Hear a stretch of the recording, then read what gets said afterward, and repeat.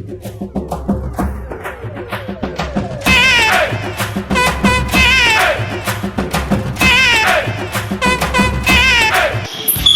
Friends, welcome to solo vlogger. நம்ம இன்னைக்கு எங்கே வந்திருக்கோம்னு பார்த்தீங்கன்னா வேளாங்கண்ணி புனித ஆரோக்கிய ஆலயத்துக்கு தான் வந்திருக்கோம். இங்கே வந்து இன்னைக்கு திருவிழா, எப்படியும் கூட்டம் அதிகமாக இருக்குன்னு தெரியும்.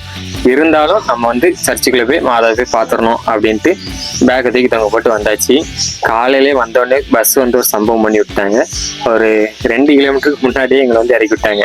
எல்லா பஸ்ஸும் நாகப்பட்டினம் போய் தான் வேளாங்கண்ணிக்கு வரும். ஆனால் எங்கள் பஸ்ஸு மட்டும் எங்கே போய் வேளாங்கண்ணிக்கு வந்துச்சுட்டு எங்களுக்கே தெரியல. ஒரு வழியாக ஒரு 2 கிலோமீட்டர் நடந்து கோயில் பக்கத்தில் வந்தாச்சு. என்னங்க இவ்வளோ கூட்டம் இருக்குது, நான் நினச்சி பார்த்த விட அதிகமாக இருக்குது கூட்டம். இதில் லெஃப்ட் சைடில் தான் பஸ் ஸ்டாப் இருக்குது. அப்புறம் இதில் ரைட் சைடில் பார்த்தீங்கன்னா அந்த கோயிலுக்குள்ள ரூம் வந்து புக் பண்ணுற ஆஃபீஸ் வந்து இந்த இடத்துல தான் இருக்குது. ஆனால் இங்கேயுமே சரியான கூட்டம் இருக்குது. நமக்கு ரூம் கிடைக்காதுங்கிறது நமக்கு தெரிஞ்ச விஷயந்தான். அதை பற்றி நமக்கு ஒன்றுமே பிரச்சனை கிடையாது. சரி, நம்ம அப்படியே அங்கங்கே சுற்றிக்கிட்டே அலையலாம். ஆனால் கூட்டம் ரொம்பவே அதிகமாக இருக்குது, அது மட்டும் நல்லா தெரியுது. சரி, நம்ம அப்படியே கோயிலுக்குள்ளே போகலாம், வாங்க போகலாம். அப்படியே திருடர்களுக்காண்டியே ஒரு கட்டோட்டை அடிச்சு வச்சிருக்காங்க. இதை பார்க்கும் சிறுவர் சிறுமிகளே, மாமா பிஸ்கட் வாங்கி தரேன்ட்டு யாரையும் தூக்கிட்டு போயிடாம பார்த்தேன் நடமாடுங்க. எனக்கு விவரம் தெரிஞ்சு ஃபர்ஸ்ட் டைம் நான் இப்போ தான் திருவிழாக்குன்ட்டு வேளாங்கண்ணிக்கு வந்து வரேன். ஆனால் நார்மல் டேஸில் வந்திருக்கேன்.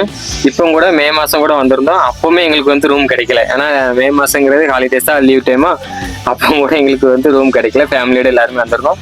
ஆனால் இவ்வளோ அதிகமாகலாம் கூட்டம் இல்லை, பரவாயில்லாமல் இருந்துச்சு கூட்டம்.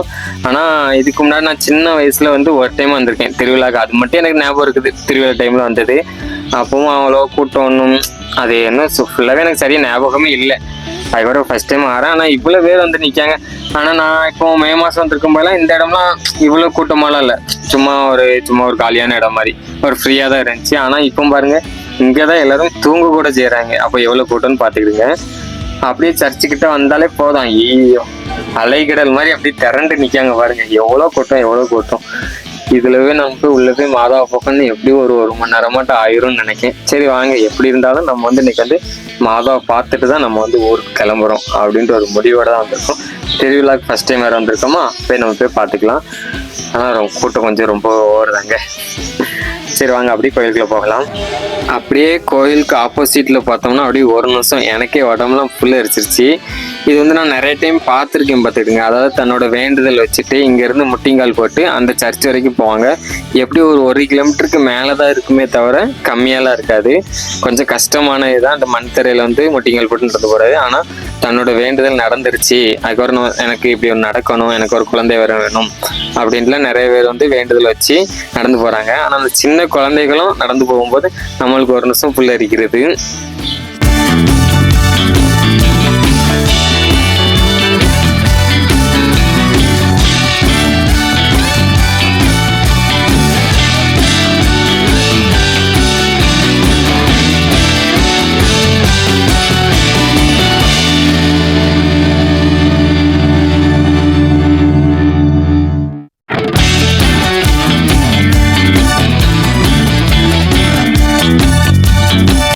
அப்புறம் இன்னொரு விஷயம் என்னன்னு பார்த்தீங்கன்னா, நான் காலையில் பஸ்ஸில் வரும்போதே பார்த்தேன், மாதாவுக்கு வந்து ஒரு தேர் செய்து எல்லாருமே பாத யாத்திரை வந்து நடந்து வராங்க பார்த்துக்கோங்க. அதுவுமே நிறைய பேர் வந்துக்கிட்டு இருக்காங்க. அப்போது ஒரு அண்ணன்கிட்ட கேட்கும்போது தான் சொல்கிறாங்க, இப்போ வரதுலாம் கம்மி தான் தம்பி. அதாவது இப்போ வந்து இன்னைக்கு வந்து நான் வந்து 9வது திருவிழாவுக்கு வந்து கோயில் திருவிழாவுக்கு வந்து வந்திருக்கேன். ஆனால் ஃபஸ்ட்டு அதாவது கொடி ஏற்றுவாங்க தெரியுமா, அப்போவுமே எல்லாருமே வந்துடுவாங்களாம். இதை விட ரொம்ப அதிகம் பேர் கொடியேற்ற தண்ணிக்கு தான் நிறைய பேர் வருவாங்களாம். அப்போவுமே நிறைய பேர் வந்திருப்பாங்க அப்படின்னு சொல்கிறாங்க பார்த்துருங்க. சென்னை அந்த மாதிரி லாங் சிட்டியிலேருந்துலாம் இங்கே வந்து நடந்து வந்துக்கிட்டு இருக்காங்களாம். ஃபுல்லாகவே பாட்டு போட்டு மரியே வாழ்க அப்படின்னு சொல்லிட்டு நடந்து வராங்க. ஃப்ரெண்ட்ஸ், நம்ம வந்து ஃபைனலி கோயில் பக்கத்தில் வந்தாச்சு. அந்த கோயிலோட அழகான வியூ எவ்வளோ அருமையாக இருக்குது பாருங்க.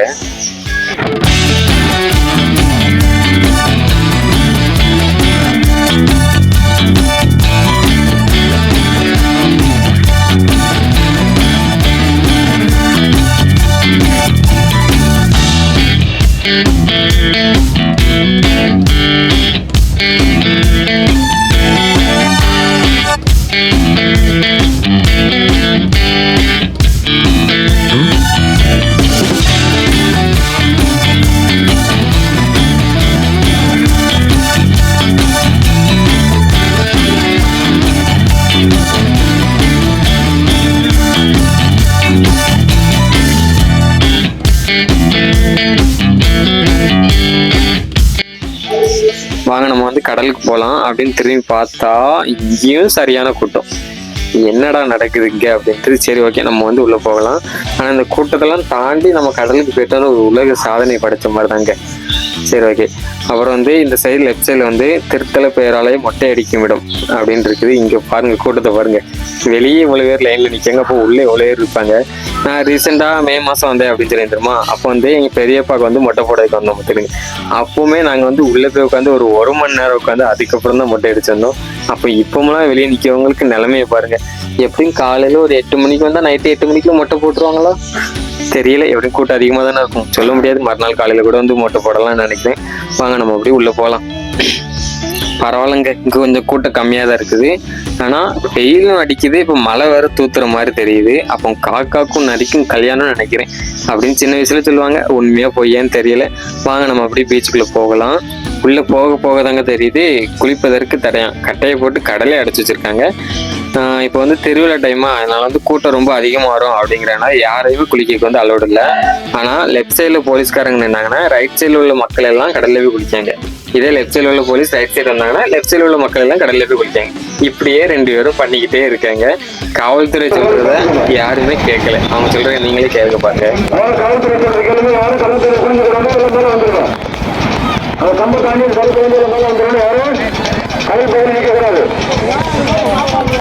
காவல்துறை சொல்லிதான் போகணும் இல்ல, பக்தர்கள் கவனிக்க காவல்துறை சொல்லிதான் போகணும். உங்களோட ஊருக்கு அவ்வளவு அக்கறை இருக்கா இல்லையா? உங்க ஊருக்கு உங்களுக்கு அக்கறை இருக்கா இல்லையா? உங்க ஊருக்காக தான் போராடிட்டு இருக்காங்க காவல்துறை. உங்க ஊருக்காக தான் போராடிட்டு இருக்கோம். அது மேல வந்துருக்கோம்.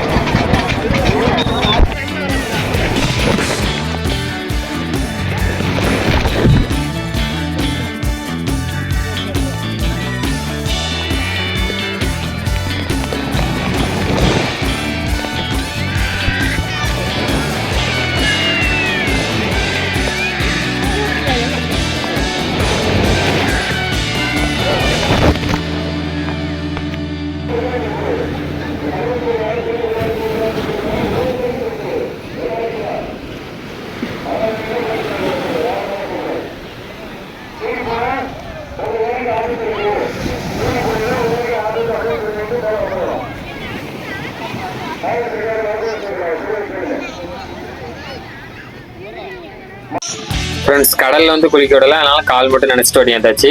இங்கே வந்து நம்ம வந்து கேண்டில்ஸும் அப்புறம் வந்து புதுமனை வாங்கிட்டு ஊருக்கு போகலாம் அப்படின்னு ஒரு பிளான் பண்ணியாச்சு. ஃபர்ஸ்ட் நம்ம வந்து கேண்டில் வாங்கிட்டு மாதா கிட்ட நம்மளுடைய வேண்டுதல்லாம் வச்சுட்டு அப்புறம் கேண்டில்ஸ் வச்சுட்டு நம்ம வந்து ஊருக்கு கிளம்பலாம். அப்புறம் வேளாங்கண்ணிக்கு வாரீங்கன்னா இதே பில்டிங்கில் மேலே வந்து ஒரு இது ஒன்று வச்சுருக்காங்க பார்த்துடுங்க. அதாவது எப்படின்னா நிறைய பேர் வந்து தன்னோட வேண்டுதல் வச்சுருப்பாங்க தெரியுமா, வீடு கட்டணும், அப்புறம் எங்கள் பசங்க ஏதாட்டு வேலைக்கு போகணும், வேலை கிடைக்காதவங்களுக்கு வேலைக்கு போகணும், அப்புறம் கார் வாங்கணும், அந்த மாதிரிலாம் நிறைய இது பண்ணி வச்சுருப்பாங்க தெரியுமா. அதெல்லாம் தங்கத்தாலேயே ரெடி பண்ணி வந்து, அதாவது நிறைவேறினதுக்கு அப்புறம் தங்கத்தால் ரெடி பண்ணி வந்து இங்கே வந்து கொடுத்துருக்காங்க. அதாவது இங்கே சர்ச்சுக்கு வந்து கொடுத்துருக்காங்க. அவங்க என்ன பண்ணியிருக்காங்கன்னா அதை ஒரு கிஃப்ட் பாக்ஸ் மாதிரி போட்டு, அதாவது ஒரு கண்காட்சி மாதிரி அந்த மாதிரி வச்சிருக்காங்க பார்த்தீங்கன்னா. அது உள்ளவே பார்த்தா தான் தெரியுது எவ்வளோ பேர் எவ்வளோ வேண்டுதல் வச்சிருக்காங்க. இவ்வளோ இது நடந்ததுக்கு அப்புறம் தான் இவங்கெல்லாம் இப்படி வச்சிருக்காங்க. ஒரு வேளாங்கண்ணிக்கு வந்தீங்கன்னா கண்டிப்பாக இந்த இடத்த வந்து மிஸ் பண்ணாமல் பார்த்துருங்க ஃப்ரெண்ட்ஸ். அப்புறம் முக்கியமான ஒன்று, சப்ஸ்கிரைப் பண்ணாதவங்க சப்ஸ்கிரைப் பண்ணிடுங்க. அடுத்த vlogல பார்க்கலாம். Tata, bye bye.